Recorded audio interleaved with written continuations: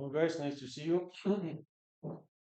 So, those who had a chance to check our recorded lecture, which we supposed to have last time, but unfortunately I got some phone.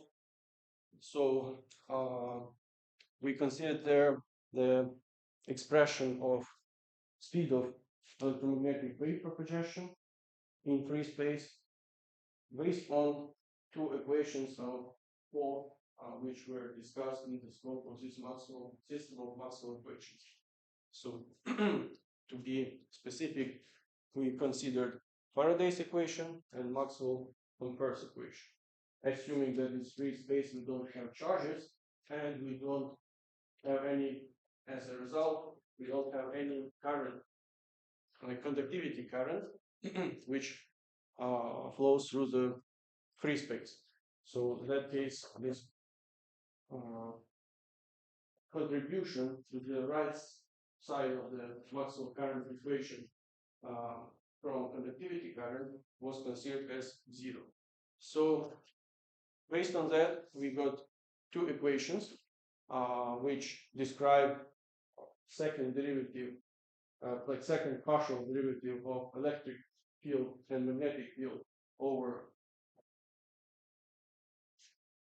position x, along which the electromagnetic wave, linearly polarized electromagnetic wave was moving, and this was the same as the general, means the same structure as the general wave equation, which describes any type of waves, and we considered this wave equation during Physics 1 course previous semester.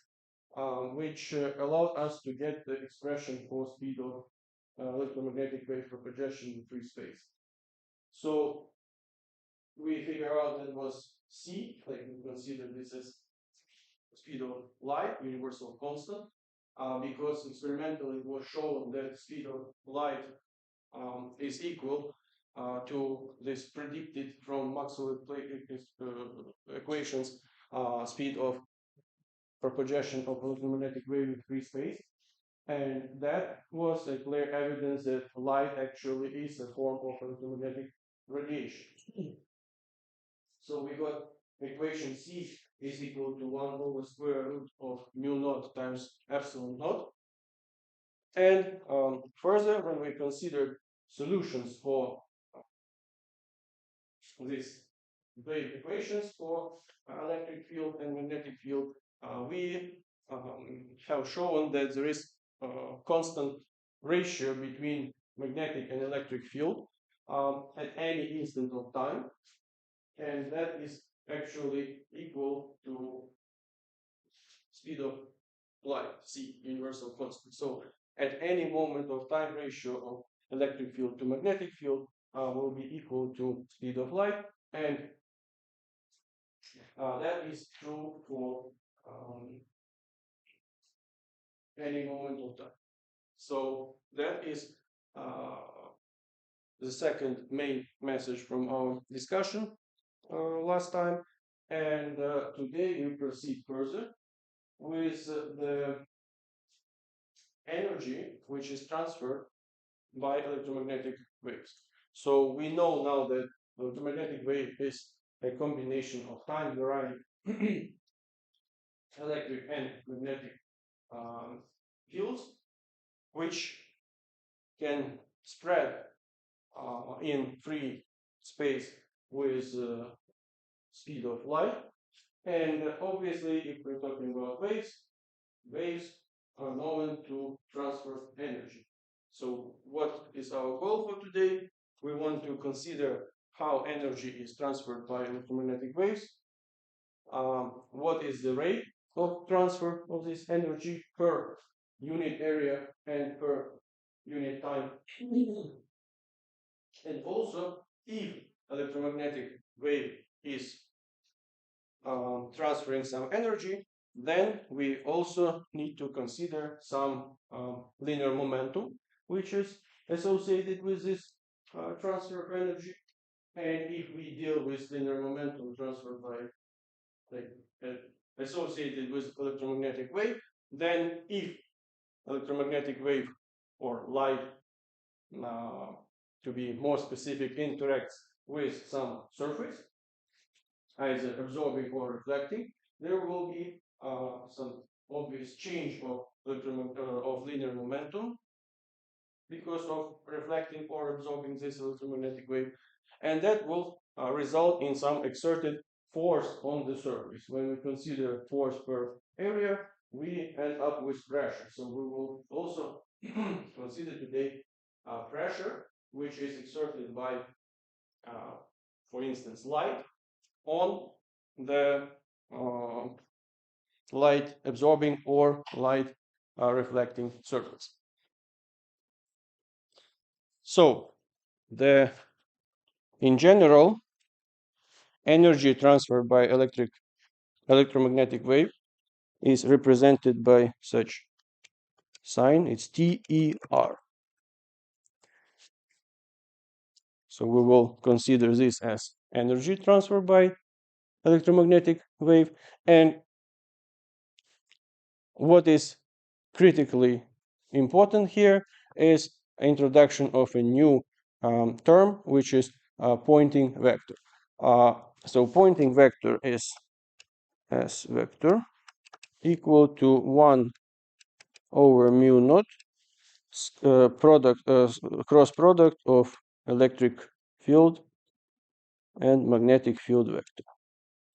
So here we are talking about instantaneous values for electric and magnetic field vector, so means at given moment of time. So what this pointing vector is telling us? Actually, it is rate of energy transferred per unit area. So the units will be watt per centimeter square. Let's see. So when we deal with this pointing vector, that's equivalent of instantaneous intensity, because if we consider watts per centimeter square, so what is watt? How we describe it? Energy per second. Energy per second, so a joule per second, that's power. So that unit, watt per square centimeter, means energy per unit area per unit time. So that is intensity. But when we are describing pointing vector, that's actually, you need to understand this, it's instantaneous intensity, because obviously we know that electric field and magnetic field vectors, they are changing over time, their magnitudes, and this instantaneous intensity described by magnitude of this vector will obviously also change in time together with that. So the direction of this pointing vector actually tells us the direction of propagation of the magnetic wave. So it coincides with the vector of velocity of light or electromagnetic wave. So here we need to highlight also that this will be instantaneous intensity per unit area, which is perpendicular to the direction of magnetic wave propagation. So if we consider the fact that we have electric field vector perpendicular to magnetic field vector, magnitude of pointing vector will be E times B over mu naught. So from here now, if we recall from previous discussion the relationship between magnetic field and electric field in electromagnetic wave, we can make substitution here instead of B, and we can eventually express the magnitude of Poynting vector as E squared over mu naught C, or it can be expressed as C times B squared over mu naught. So this actually gives us magnitude of Poynting vector in terms of electric or magnetic field um, at given moment of time. And that is instantaneous intensity of electromagnetic wave. From practical point of view, it makes more sense to deal with some average intensity over period, not instantaneous intensity. So that's why when we get average intensity, we need to integrate time dependence of electric field, for instance, in second power um, over period of electromagnetic wave. And in that case, we deal with average of cosinus square kx minus omega t, where k is wave number and omega is angular velocity. And then we will result from this term in average 1 over 2. So average of this function over the period of electromagnetic wave will give us 1/2. So taking this into account, now we can write intensity, because average Poynting vector, this actually is intensity, because when we deal with intensity, we always deal with average intensity, not instantaneous intensity. So here we can already introduce intensity as we know it. That will be equal to average of Poynting vector. And that is equal to E maximum times B maximum over 2 mu naught. That is equal to E maximum square over 2 mu naught C, or will be C times B maximum square over 2 mu naught.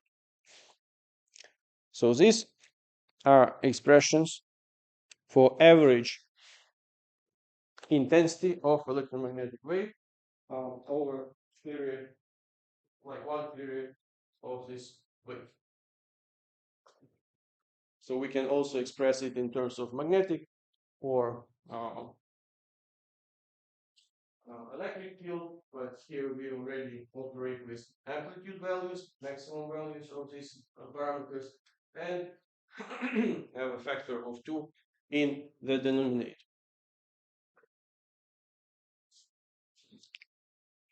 So now we consider energy of electromagnetic wave per unit volume. And obviously, we start with this instantaneous energy, because we know from previous topics that there is some energy associated with electric field per unit volume and energy associated with magnetic field per unit volume. So since magnetic field and electric field are changing over time, these energies, like per unit volume, will also be a function of time. So they will change. Who remembers how we express energy per unit volume of electric field?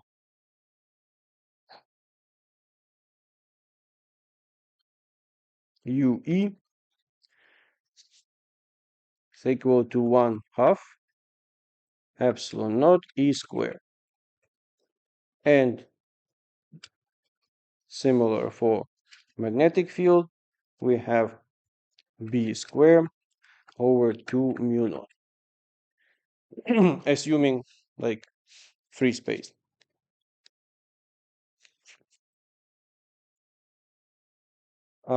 Taking into account already known relationship between magnetic field magnitude and electric field magnitude in electromagnetic wave, so we can write that B is equal to E over C, and C actually is equal to 1 over square root of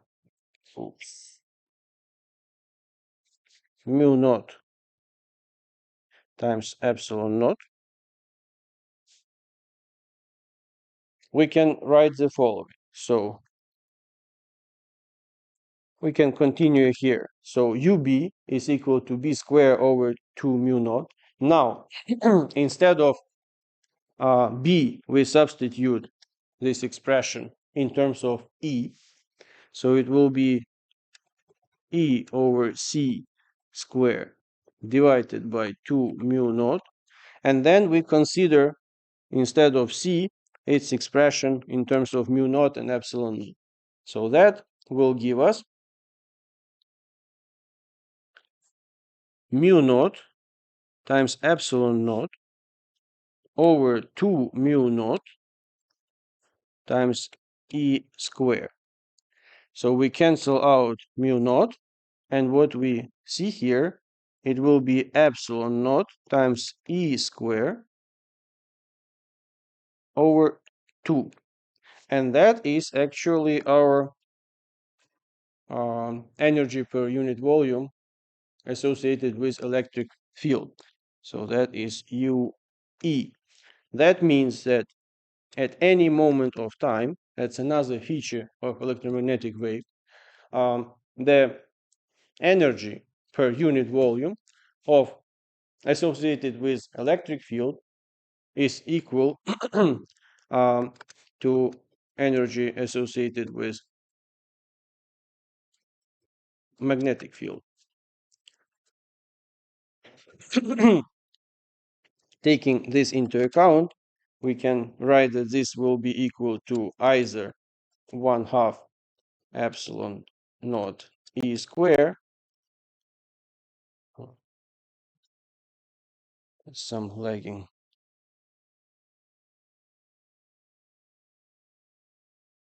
or in terms of magnetic field will be B squared divided by 2 mu naught. So obviously, when we have when we care about total energy, which is associated with both electric and magnetic field, so we need to consider the sum. So U total energy will be UB plus UE, or maybe we put first UE and UB, and that will be just twice larger, so it will be epsilon naught E squared, or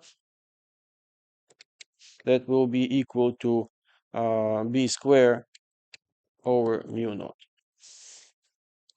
So that's how we can express total energy per unit volume associated with, in this case, electromagnetic wave. We don't distinguish between electric or magnetic field, but we can express it in terms of electric or magnetic field only.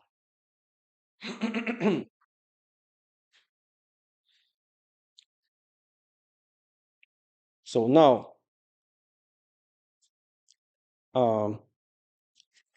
keep in mind that this is instantaneous value of total energy associated with electromagnetic wave. If we want to deal with average energy per unit volume, U average, over, like, we need to integrate again over one period of electromagnetic wave, we again end up with this coefficient 1/2 when we do that, and we can show here that it will be epsilon naught of E average, E squared average. And when we get average of E squared, then we also get this 1/2 coefficient of E naught E maximum square, or it will be B maximum square over 2 mu naught. So in this case, these equations, which now operate with not instantaneous values, but amplitude values of magnetic and electric field, they give us the average value of the density of the magnetic field energy. So now question is, if we know this expression for the density of electromagnetic wave energy, how do we go from here to average pointing vector or just regular intensity?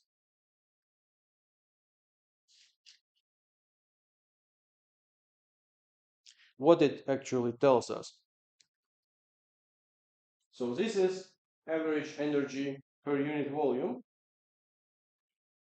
And what is intensity?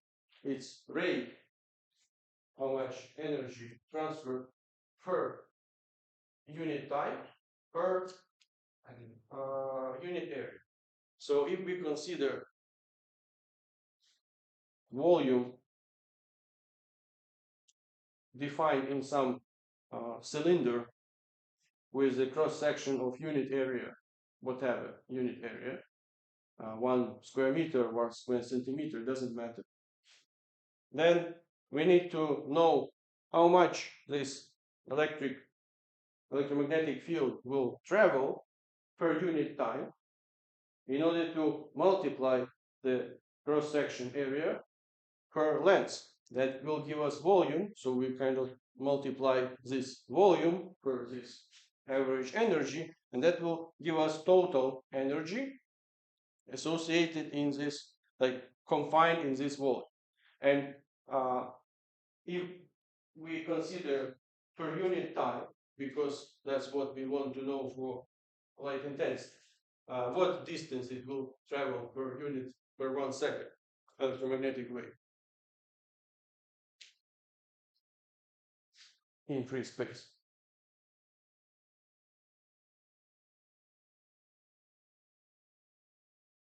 Speed of light.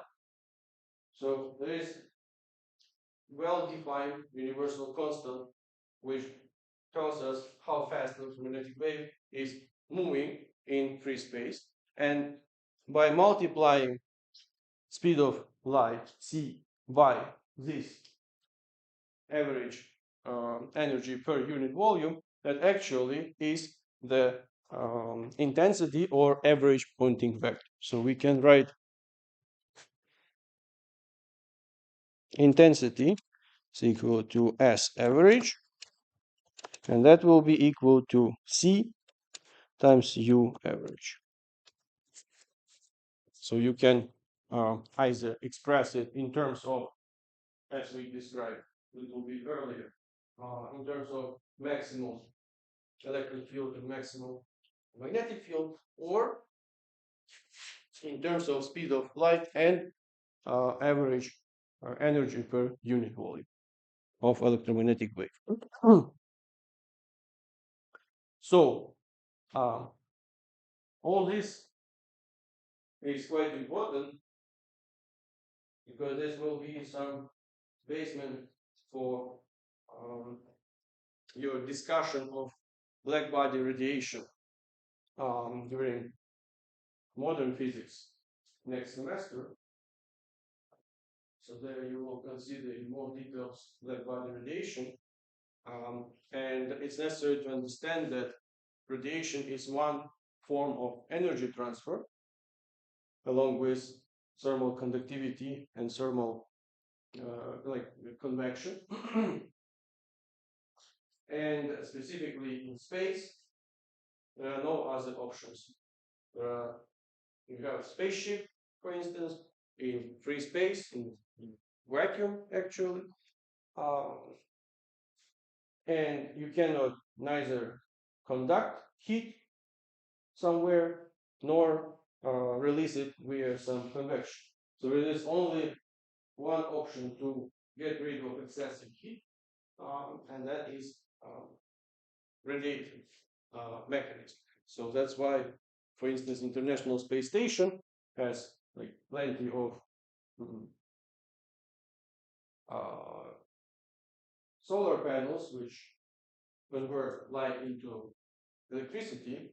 However, if you look more closely to this like pattern, not all of these like fingers are solar cells. There are also just radiative like heat sinks or radiators, which are designed in that way that they have developed surface, and by thermal radiation, they release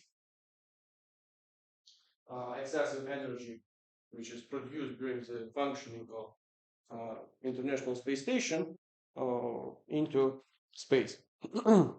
So who knows what is the intensity of light, which is also lots of electromagnetic waves,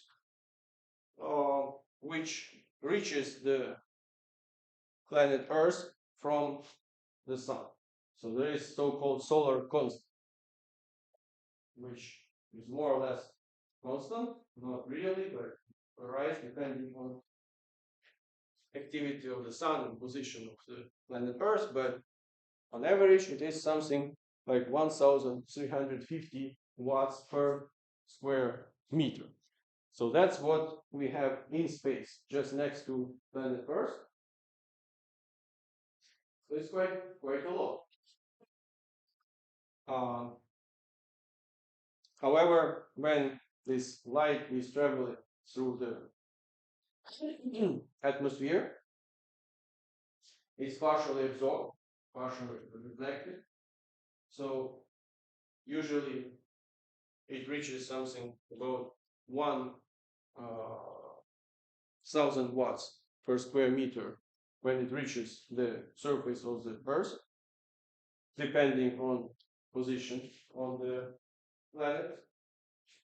But on average, that's the parameter. And also, what is the reason why sun irradiates this energy in form of electromagnetic waves? Because it can be considered as a black body at certain surface temperature, and that's a fundamental feature of the material. Some temperature larger than 0 Kelvin, it starts to irradiate electromagnetic waves. So the effective temperature of solar surface is considered to be close to 6,000 degrees Celsius, something like 5,700. And that matches quite well with the solar spectrum in space, which we can measure. So there are some deviations, of course, because of absorption of light, interaction with the material of the sun itself and the coronal gases. However, it's really close to the distribution of black body radiation in this temperature. And once it reaches the surface of the Earth, then we have more deviations because partially it's absorbed by atmosphere and reflected, so it already superimposes some deviations on top of original spectrum which we receive from the sun. So now let us consider the linear momentum and pressure of electromagnetic wave. So if we have some energy transfer, then we should deal with some linear momentum. So we mentioned that energy transferred by electromagnetic wave we mark as TER.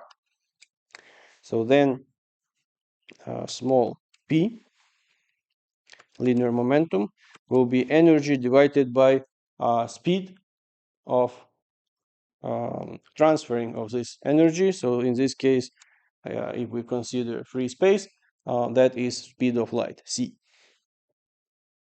So now if there is some interaction between electromagnetic wave and um, some surface, either absorbing or reflecting, so let's consider first absorbing surface, so completely absorbs electromagnetic wave, then there will be some pressure exerted on the surface. How we can express it? So we will consider capital P, which is pressure. By definition, what is this? It's exerted force divided by area. And we can also write that it will be 1 over a first derivative of linear momentum change over time.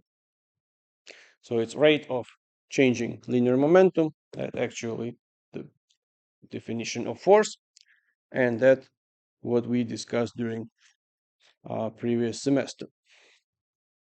So now we can proceed further here. We can write that this will be equal to 1 over a d over dt t er over c. So that will be equal to 1 over c d ter over dt divided by a. So tell me, what is this term?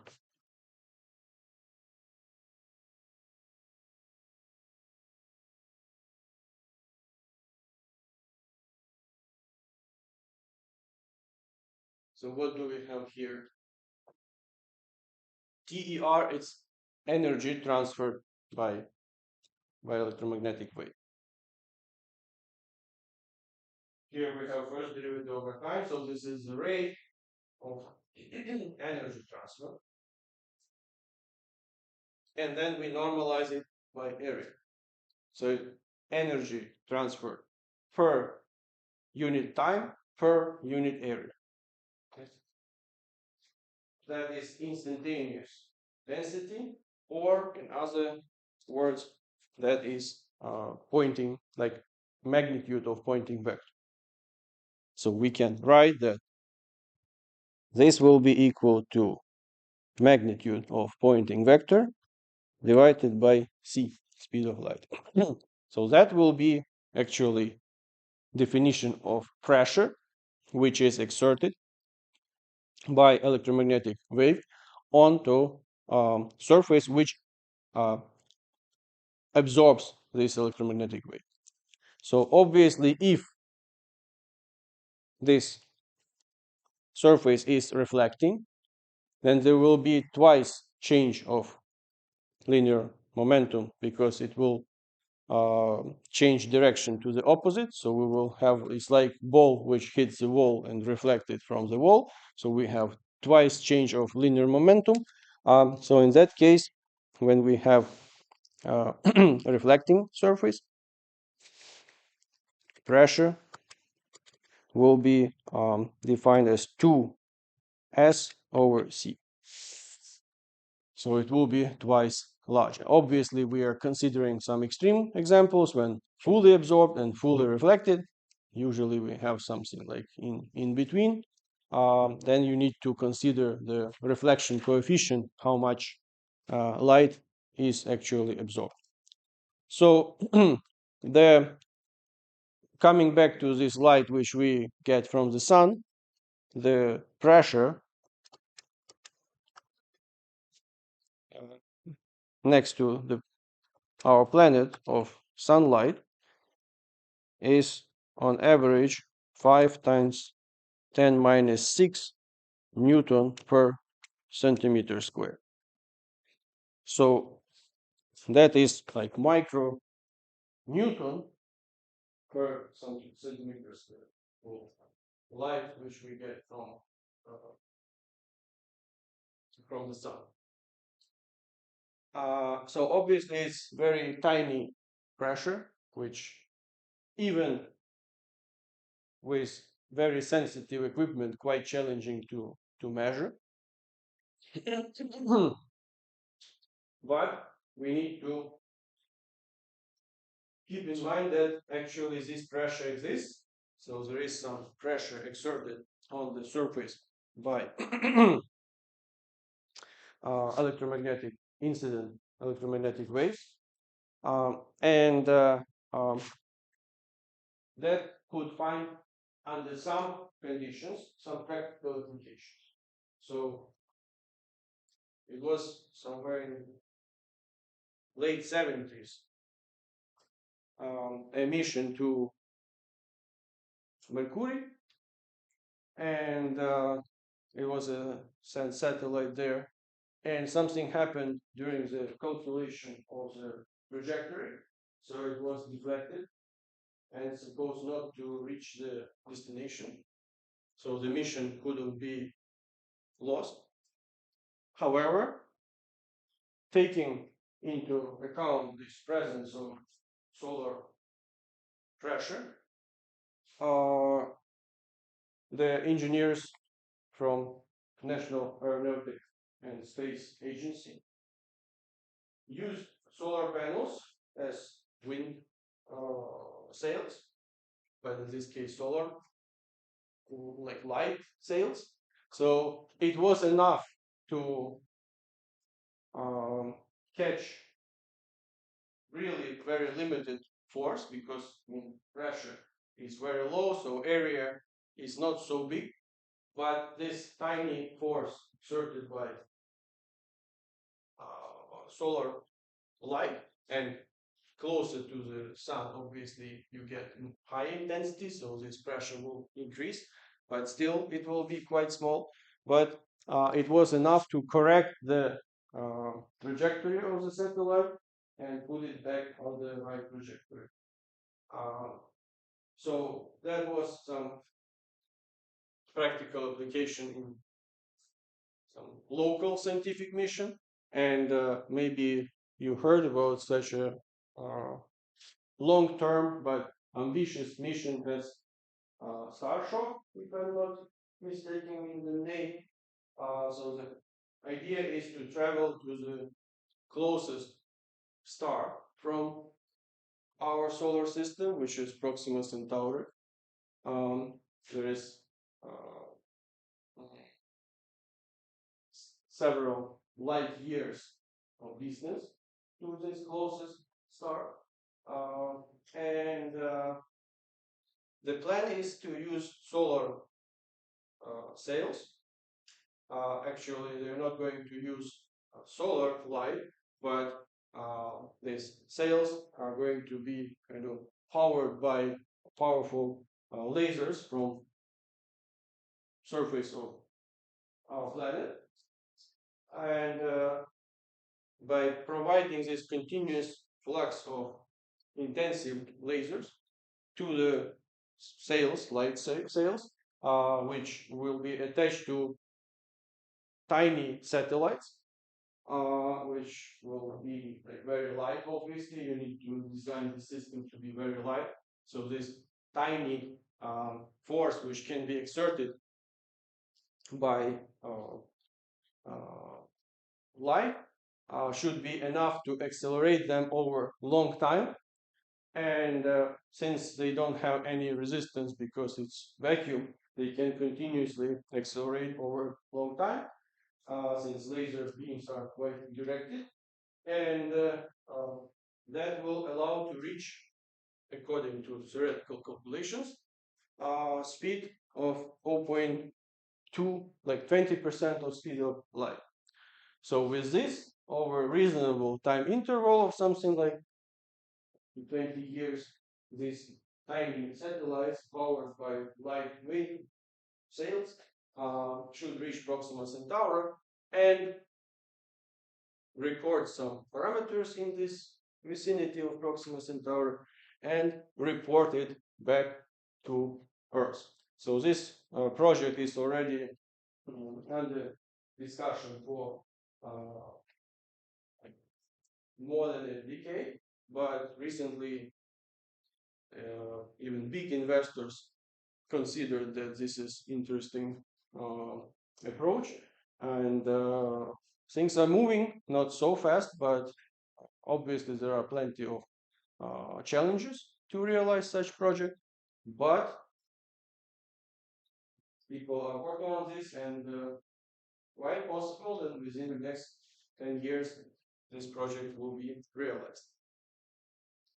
So regardless of very low pressure of electromagnetic waves on surfaces, this can still find some practical applications, even in such great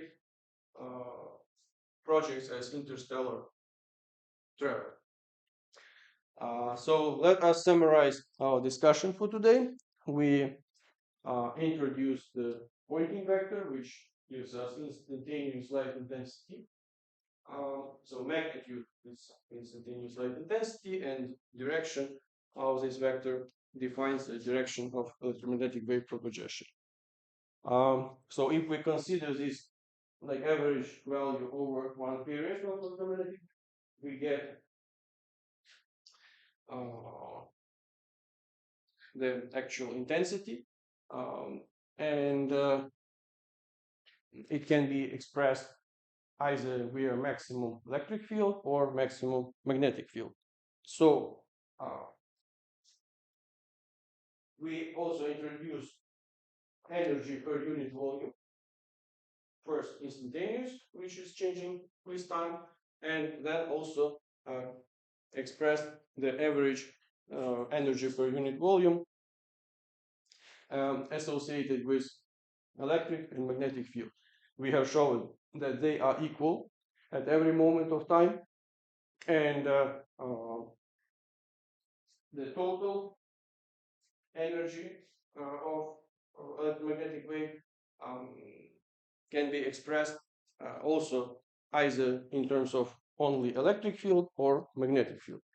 Once we have average energy per unit volume, we can multiply it by speed of light, and that will give us the intensity or average pointing vector. So also we consider the pressure exerted by electromagnetic wave on surfaces, either absorbing or reflecting, and that is shown to be magnitude of pointing vector divided by speed of light. So that is for absorbing surface. If we have a reflecting surface, then linear momentum changes twice because its vector is changing direction, and we end up with 2 times s over c.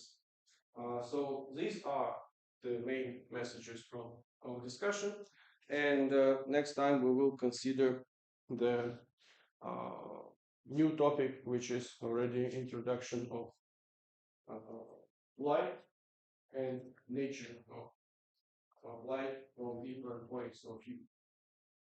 Thank you very much for attention, and have a good evening.